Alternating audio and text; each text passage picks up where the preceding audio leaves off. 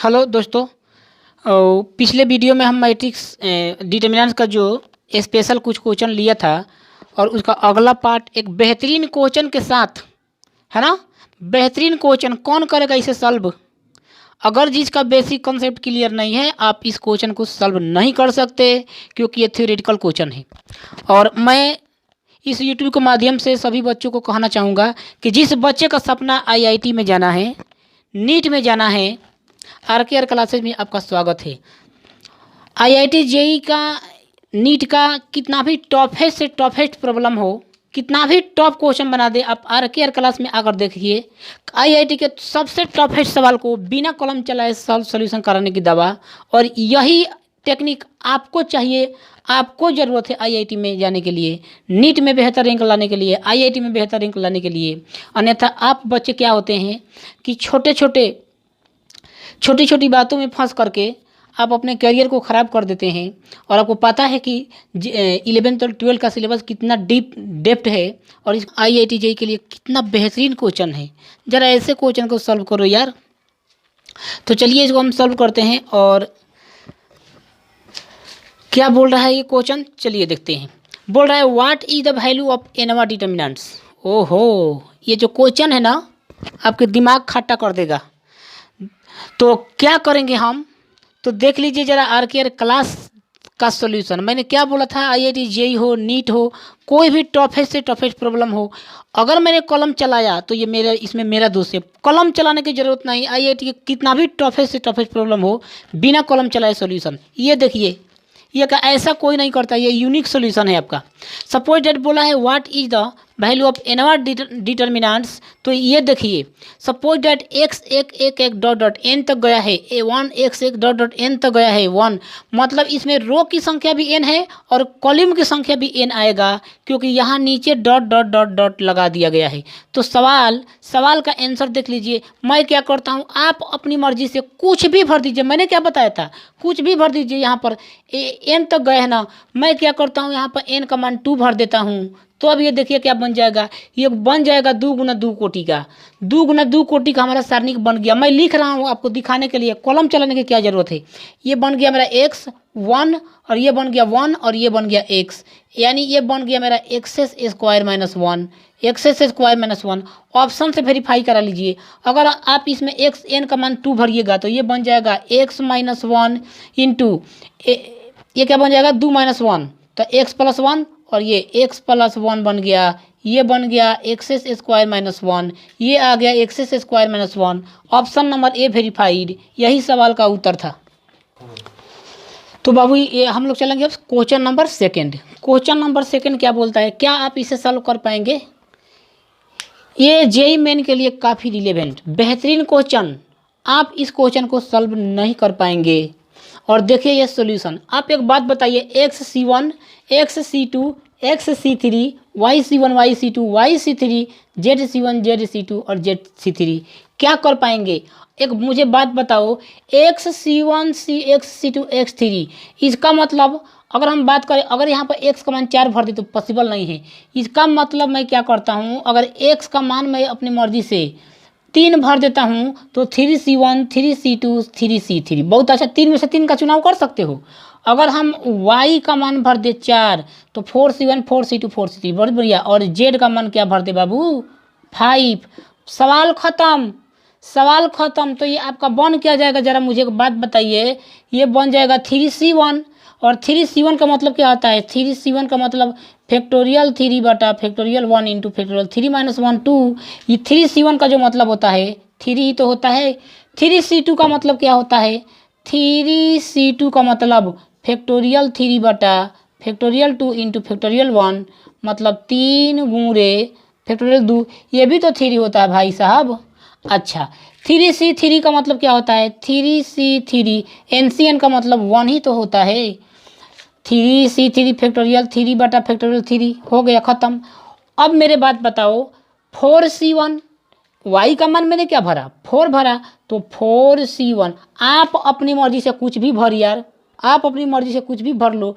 मैंने अल्टरनेट क्यों भरा, क्योंकि 1 2 3 अल्टरनेट सेलेक्ट किया है, इसलिए मैंने 3 4 5 भर दिया। आप भर सकते हो 7 8 9, आप भर सकते हो 12 13 14, आप भर सकते हो 20 21 22, आप भर सकते हो 99 100 102। आप अपनी मर्जी से कुछ भी भरिए। मैंने कोई फार्मूला किसी भी क्वेश्चन को IIT JEE के क्वेश्चन को सॉल्व करने के लिए कोई फार्मूला लगाना आपको नहीं सिखाया। मैंने क्या बताया, लॉजिक सीखिए और अपने मन का प्रयोग करिए, अपने माइंड का प्रयोग करिए। ये यहाँ पे क्या 4C1 मतलब 4C1 का मतलब फैक्टोरियल 4 बटा फैक्टोरियल 1 इंटू फैक्टोरियल 3, ये भी आ जाएगा भाई साहब 4। अब एक बात बताओ, YC2 मतलब 4C2 मतलब क्या आएगा, फैक्टोरियल 4 बटा फैक्टोरियल 2 इंटू फैक्टोरियल 2 मतलब 4 गुना 3 बटा 2, क्या आ जाएगा 2 2 6, ये मेरा 6 आ जाएगा भाई साहब। YC3 4C3 मतलब फैक्टोरियल 4 बटा फैक्टोरियल 3 इंटू फैक्टोरियल 1 3 मतलब ये क्या आ जाएगा भाई 4 आ जाएगा। अब अगली बात, ZC1 मतलब 5C1, 5C1 का मतलब क्या होता है, फैक्टोरियल 5 बटा factorial 1 into factorial 5 minus 1, factorial 5 minus 1 4, और सवाल जो मेरा बनने वाला है ये 5 हो जाएगा। ZC2 का मतलब क्या, फैक्टोरियल 5C2 मतलब फैक्टोरियल 5 बटा फैक्टोरियल 2 इंटू फैक्टोरियल 3 मतलब 5 गुने 4, फैक्टोरियल 3 तो कैंसिल, और ये 2 हो जाएगा, 2 चौके 8, 2 दूनी के 4 5 दूनी के 10, यहाँ पर मेरा बन जाएगा 10। अगली बात, ZC3 का मतलब क्या होता है भाई, ZC3 का मतलब जो होता है ना 5C3 मतलब फैक्टोरियल 5 बटे फैक्टोरियल 3 इंटू फैक्टोरियल 2 मतलब 5 गुने 4, 3 कट जाएगा, ये 2 हो जाएगा, 5 दूनी के 10, और ये भी मेरा 10 आ गया। आप इसको सॉल्व कर लीजिए, आपके सवाल का आंसर चुटकियों में निकल कर आ जाएगा। अगर आप इसे किसी भी विधि से अप्लाई करके देख लीजिए, आपसे सॉल्व होने का नाम नहीं लेगा, इसे वेरीफाई करना ही पड़ेगा। मैं आपको क्या कर रहा हूँ, IIT JEE में भी ऑप्शन से खेलना सिखा रहा हूँ। तो क्या आएगा मेरे भाई, 3 लिया तो क्या बच जाएगा, इसके सामने का रो खत्म, कॉलम खत्म, 10 के 60, 60 माइनस 10 के 40, प्लस के बाद माइनस 3 लिया तो क्या बच जाएगा, खत्म, 10 के 40, और ये 40 माइनस 5 के 20, माइनस लेता हूँ 1, क्या बच जाएगा, खत्म खत्म, 10 का 40, 40 में से 5 का 30 घटा दीजिए, तो मेरा क्या बच गया, सॉल्व करके देख लो, 3 इंटू 60 में से 40 गया 20, माइनस 3 इंटू ये क्या बच जाएगा, यहाँ पर भी 20 रख देते हैं, और यहाँ पर क्या बच गया माइनस, यहाँ पर क्या बच गया, 40 में से 10 गया 10, और ये 60 माइनस 10 कट गया, माइनस 10 आ गया। आप XYZ का मान, आप XY X का मान 3 भर दीजिए, Y का मान 4 भर दीजिए, Z का मान 5 भर दीजिए, यही ऑप्शन आ जाएगा, यही वेरीफाई करेगा, यही सवाल का आंसर था। तो अब हम लोग ध्यान देंगे क्वेश्चन नंबर 3 पर। ये भी IIT JEE के लिए बहुत बेहतरीन क्वेश्चन है। कैसे करोगे सॉल्व, आपको मैं ऑप्शन से खेलना सिखा रहा हूँ। A² + B² + C² + AB + BC + CA is less than equal to 0। तो A + B + C का, अरे कॉलम चलाने की जरूरत नहीं है, सवाल का आंसर वो एक था। अगर ये सब 0 के बराबर है तो आप 0 + 0 रख दीजिए, A बराबर 0 भर दीजिए, B बराबर 0 भर दीजिए, C बराबर 0 भर। देखिए बाबू मैं क्या बता रहा था, अगर हम A बराबर 0 और B बराबर 0 भर दे, C बराबर 0, ऐसा क्यों, क्योंकि सब 0 का तो बराबर ही है ना। आप बताओ अगर A + B + C बराबर 0 है तो क्या ये 0 + 0 + 0 आप नहीं भर सकते हो। तो मैंने क्या कर दिया, ये क्या हो गया 0, ये क्या हो गया 0, ये क्या हो गया 1, ये क्या हो गया 1, ये क्या हो गया 4, अरे 0 + 0 2 का स्क्वायर 4, ये 0, ये क्या हो गया 0, और ये क्या हो गया आपका 1, ये क्या हो गया आपका 4। आप मुझे एक बात बताइए, क्या आप इसको सॉल्व नहीं कर पाइएगा क्या। अगर 0 लेंगे, अगर मैं 0 लेता हूँ तो इसके सामने का पूरा रो खत्म, कॉलम खत्म, 4 16 में से क्या घटेगा 0, माइनस 0 लेंगे तो ये खत्म, पूरा कॉलम खत्म, पूरा रो खत्म, तो 4 में से क्या घटेगा 0, प्लस फिर 1 लेना होगा आपको, 1 लेंगे तो ये खत्म, ये खत्म, तो 1 में से 0 घटेगा, यानी ये 0 से मल्टीप्लाई करेगा 0 बन जाएगा, और 1 गुणे 1, सवाल का उत्तर 1 था, और यही आपका उत्तर था। हाँ, तो यही आपके सवाल का आंसर था। तो अब एंड ऑफ द डिटर्मिनेंट्स, और इसके बाद अब हम लोग जो स्टार्ट करेंगे मैट्रिक्स स्टार्ट करेंगे, मैट्रिक्स। तो जिन बच्चों का बिहार बोर्ड का मैट्रिक का रिजल्ट आ चुका है और जिनका सपना है IIT और नीट की तैयारी करना, तो मैं बताना चाहूँगा कि आप बैच ज्वाइन कर सकते हैं। उसमें आपको A to Z RKR class का स्टडी मटेरियल, किसी भी बुक की कोई ज़रूरत नहीं होगा। RKR क्लास का study material, book list, plus हर मंथ आपका टेस्ट होगा। और मैं आपको बोलना चाहूँगा एक RKR क्लास ही तो है जहाँ IIT JEE और नीट के क्वेश्चन को बिना कॉलम चलाए सोल्यूशन होता है।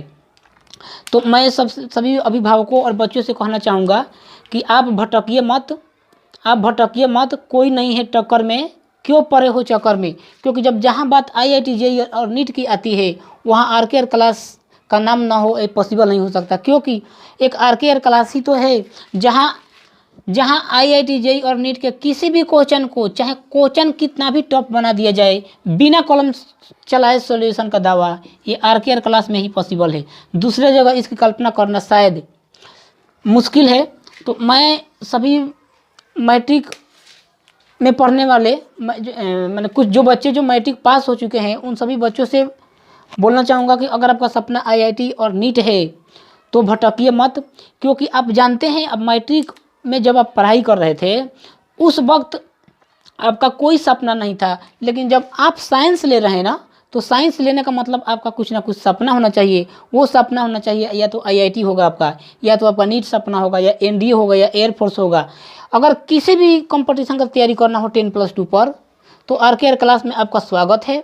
आप भटकिए मत, क्योंकि आप जो मैट्रिक क्लास में पढ़ने के बाद भी फिर वही गलती को रिपीट करेंगे तो फिर आप पीछे रह जाएंगे। क्योंकि जो 10+2 का सिलेबस है ना, 10+2 के बाद किसी भी एग्ज़ाम जैसे लाइक IIT हो गया, नीट हो गया, ये सब के जो क्वेश्चन का जो लेवल होता है उस NCERT से कहीं हटके होता है, NCERT से कहीं काफ़ी डेप्थ में होता है। इसलिए अगर आपका सपना IIT मेडिकल है तो आप भटकिए मत, भटकिएगा तो फिर दिक्कत होगा।